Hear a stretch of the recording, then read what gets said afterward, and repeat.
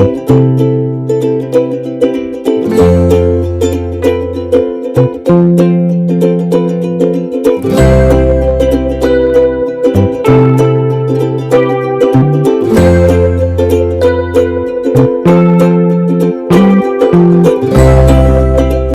Hello, ನಮಸ್ತೆ, welcome to ಗೊಂಬೆ ಲೋಕ. ಎಲ್ಲ ಹೇಗಿದ್ದೀರಾ? ಹೋಪ್ ಎಲ್ಲ ಚೆನ್ನಾಗಿದ್ದೀರಾ ಅನ್ಕೋತೀನಿ.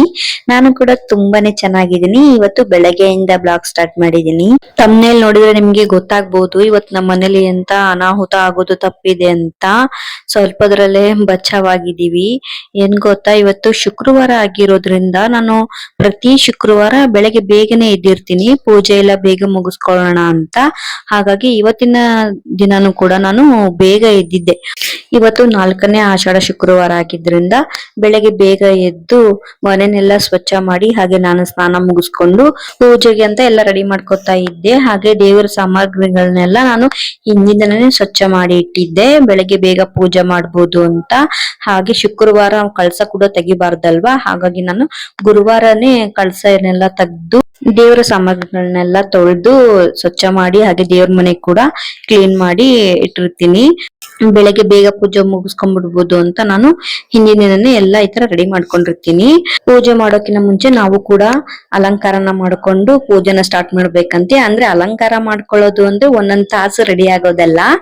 ಕೈಗೆ ಬಳೆ, ಹಣೆಗೆ ಕುಂಕುಮ, ಹಾಗೆ ಈ ತರ ಟ್ರೆಡಿಷನಲ್ ಆಗಿ ಲಕ್ಷಣವಾಗಿ ರೆಡಿ ಆಗುವಂತದ್ದು.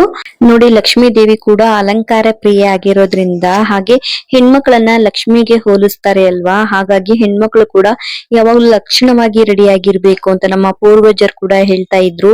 ಹೆಣ್ಮಕ್ಳು ಕೈಗೆ ಹಾಕಿರೋ ಬಳೆ ಸದ್ದು ಮನೇಲಿ ಕೇಳಿಸ್ತಾ ಇರ್ಬೇಕು ಅಂತಾನು ನಮ್ಗೆ ಅಜ್ಜಿಂದಿರೆಲ್ಲ ಅವಾಗ ಹೇಳ್ತಾ ಇದ್ರು ಅಲ್ವಾ. ಅವ್ರು ಏನೇ ಹೇಳಿದ್ರು ಕೂಡ ಅದಕ್ಕೊಂದು ಅರ್ಥ ಖಂಡಿತ ಇರುತ್ತೆ. ಇವಾಗ ನಾನು ಅರ್ಶನೆಲ್ಲ ಹಚ್ಬಿಟ್ಟು ನಾನು ಪೂಜೆಗೆ ರೆಡಿ ಮಾಡ್ಕೊಂಡೆ ದೀಪಕ್ಕೆ. ಹಾಗೆ ಸ್ಟವ್ ಮೇಲೆ ಕೂಡ ರಂಗೋಲಿನ ಹಾಕಿ ಅರಿಶಿನ ಕುಂಕುಮನ ಇಟ್ಟು ಹೂವಿಟ್ಟು ಅದಕ್ಕೆ ಕೂಡ ಪೂಜೆನ ಮಾಡುವಂತದ್ದು ನಮ್ಮ ಪದ್ಧತಿ.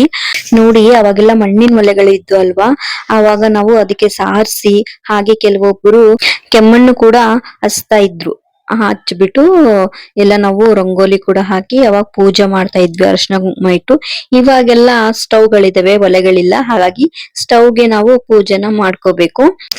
ನಾನಿವತ್ತು ನೈವೇದ್ಯಕ್ಕೆ ಪುಳಿಯೋಗರೆ ಮಾಡೋಣ ಅಂತ ಮೊದ್ಲು ಅನ್ನಕ್ಕೆ ಇಡ್ತಾ ಇದ್ದೀನಿ. ನೋಡಿ, ನಾನು ಅನ್ನಕ್ಕೆ ಇಟ್ಟು ಬಂದು ಒಂದ್ ವಿಸಿಲ್ ಬಂದ್ಮೇಲೆ ಈ ತರ ಆಗಿದೆ. ಕುಕ್ಕರ್ ಬ್ಲಾಸ್ಟ್ ಆಗೋ ಪರಿಸ್ಥಿತಿಗೆ ಬಂದಿತ್ತು.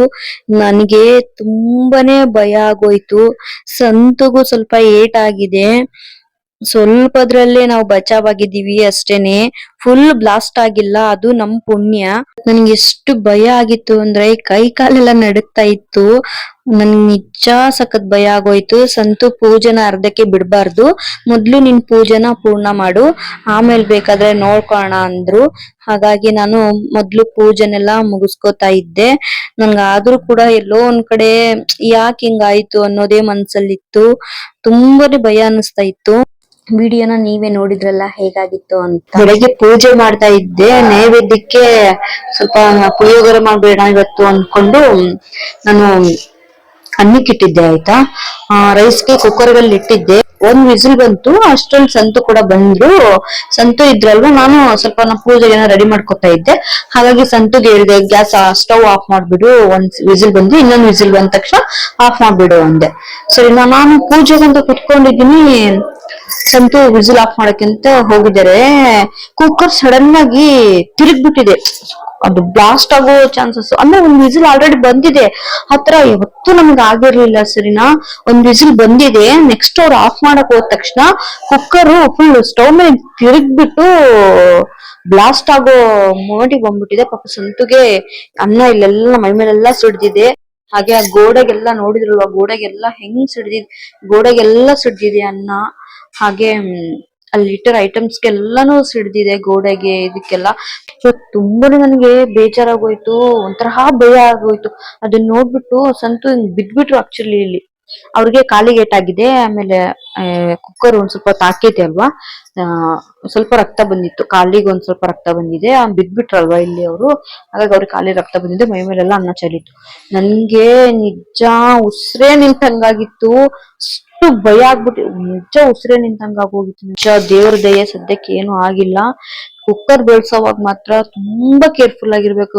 ಆಕ್ಚುಲಿ ನಾವು ಸಿಟಿ ಬರೋವಾಗ ಆ ಕಡೆ ಹೋಗೋದೇ ಇಲ್ಲ ಕುಕ್ಕರ್ ಹತ್ರ ನಾವ್ ಯಾರು ಹೋಗಲ್ಲ, ಹೋಗ್ಬಿಡಿ ಅಂತ ಹೇಳ್ಬಿಡ್ತೀವಿ. ಇವತ್ತು ಅದೇನೋ ಒಂದ್ ಸಿಟಿ ಬಂದಿತ್ತಲ್ವಾ, ಇನ್ನೊಂದ್ ಸಿಟಿಗೆ ಆಫ್ ಮಾಡ್ಬಿಡು ಅಂತ ಹೇಳ್ದೆ ಅಷ್ಟೇನೆ. ನಿಜ ನಂಗೆ ಎಷ್ಟು ಭಯ ಆಗೋಯ್ತು ಅಂತಂದ್ರೆ, ನಿಜ ಒಂದ್ 10 ನಿಮಿಷ ಕೈ ಕಾಲೆಲ್ಲಾ ನಡುಗ್ತಾ ಇದೆ ನಂದು. ಕೈ ಕಾಲೆಲ್ಲಾ ನಡುಗ್ತಾ ಇತ್ತು, ಅಷ್ಟು ನನ್ಗೆ ಇದಾಗ್ತಾ ಇದೆ. ಸಂತುಗ್ ಏನಾದ್ರು ಆಗ್ಬಿಟ್ಟಿದ್ರೆ ಏನಪ್ಪಾ ಮಾಡೋದು, ಯಾಕಾದ್ರೂ ಹೇಳ್ಬಿಟ್ನೋ ಸ್ಟವ್ ಆಫ್ ಮಾಡ್ಬಿಡು ಅಂತ ಯಾಕಾದ್ರೂ ಹೇಳಿದ್ನು ಅಂತ ನನಗೆ ನಾನೇ ಹೋಗಿ ಆಫ್ ಮಾಡ್ಬೇಕಿತ್ತಲ್ವಾ. ನಾನ್ ಯಾಕೆ ಹೇಳ್ದೆ ಅಂತ ನನಗೊಂಥರ ಬೇಜಾರಾಗ್ತಾ ಇತ್ತು. ಏನಾದ್ರು ಆಗಿದ್ರೆ ಏನ್ ಮಾಡೋದು ಅಂತ. ಪೂಜೆ ಮಾಡ್ತಾ ಇದ್ದೆ, ರೆಡಿ ಮಾಡ್ಕೊತಾ ಇದ್ದೆ. ದೇವ್ರ ಮನೇಲಿ ಇದ್ದೆ ನಾನು, ಅವ್ರು ಇದ್ರಲ್ಲಿದ್ರು. ಸಡನ್ ಸೌಂಡ್ ಆಯ್ತಲ್ವಾ, ನಾನು ಯಾಕಪ್ಪ ಅಂತ ಹೋದೆ. ನಂಗೆ ಎಷ್ಟು ಭಯ ಆಗೋಯ್ತು ಅಂದ್ರೆ ಕೈ ಕಾಲೆಲ್ಲ ನಡುಗ್ತಾ ಇದೆ ನಂದು, ಅಷ್ಟು ಭಯ ಆಯ್ತು. ಸಂತು ಏನೂ ಆಗಿಲ್ಲ ಬಿಡು, ಯಾಕಷ್ಟು ಇದ್ ಮಾಡ್ತಾ ಇದೀಯಾ ಅಂತ ಇದಾರೆ. ಕೈ ಕಾಲು ಹೆಂಗ್ ಶೇಕ್ ಆಗ್ತಾ ಇದ್ವಿ ಅಂದ್ರೆ ಅದ್ ಕಂಟ್ರೋಲ್ ಮಾಡಕ್ ಆಗ್ತಾ ಇಲ್ಲ, ಹಂಗ ಆಗ್ತಾ ಇತ್ತು. ಸರಿನಾ. ಆ ನಿಜ ಹೇಳ್ತೀನಿ, ಕುಕ್ಕರ್ ಬಳಸೋವಾಗ ತುಂಬಾ ಕೇರ್ಫುಲ್ ಆಗಿರ್ಬೇಕು. ಆಕ್ಚುಲಿ ನಮ್ಮ ಮನೇಲಿ ಯಾವಾಗೂ ಈ ತರ ಆಗಿರ್ಲಿಲ್ಲ, ಅದು ಫಸ್ಟ್ ಟೈಮ್ ನಮ್ಮ ಮನೇಲಿ ಆಗಿದ್ದು.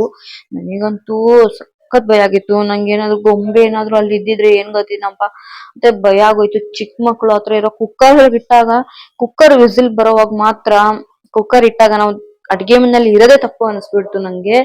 ನಿಜ ತುಂಬಾ ಕೇರ್ಫುಲ್ ಆಗಿರಿ. ಮಕ್ಕಳು ಕೂಡ ಬಿಡಕ್ ಹೋಗ್ಬಿಡಿ ಆ ಟೈಮಲ್ಲಿ. ಸದ್ಯ ಗೊಂಬೆ ಇಲ್ಲಿ ಹಾಲಲ್ಲೇ ಇದ್ಲು, ಸಂತೋಗ ಸ್ಟವ್ ಆಫ್ ಮಾಡ್ತಾ ಇದ್ದ. ಎಷ್ಟು ಭಯ ಆಯ್ತು ಅಂದ್ರೆ ನನ್ಗೆ ಇವತ್ತು. ನಿಜ ನಂಗೆ ಸಖತ್ ಬೇಜಾರಾಗೋಯ್ತು ಇವತ್ತು. ನನ್ನಿಂದನೇ ಆಗೋಯ್ತಲ್ವಾ, ನಾನೇ ಕುಕ್ಕರ್ ಆಫ್ ಮಾಡು ಅಂತ ಹೇಳಿದ್ದಲ್ವಾ. ಆಕ್ಚುಲಿ ನಮ್ಮ ಮನೇಲಿ ಯಾವಾಗೂ ಪೂಜೆ ಮಾಡಕ್ಕೆ ಮನ್ಸ್ ಬರ್ತಾ ಇಲ್ಲ, ಹಂಗಾಗ್ಬಿಟ್ಟಿದೆ. ಯಾಕಂದ್ರೆ ಇಷ್ಟೆಲ್ಲ ಆಯ್ತಲ್ವಾ, ಅದೇ ಮನ್ಸಲ್ಲಿ ಬರ್ತಾ ಇದೆ, ಯಾಕೆ ಹಿಂಗಾಯ್ತು, ಯಾಕೆ ಹಿಂಗಾಯ್ತು ಅಂತ ಬರೀ ಅದೇ ಬರ್ತಾ ಇತ್ತು ನನ್ಗಂತೂ. ಸಖತ್ ಬೇಜಾರಾಗೋಯ್ತು. ತುಂಬಾ ಕೇರ್ಫುಲ್ ಆಗಿರ್ಬೇಕು ಮಾತ್ರ.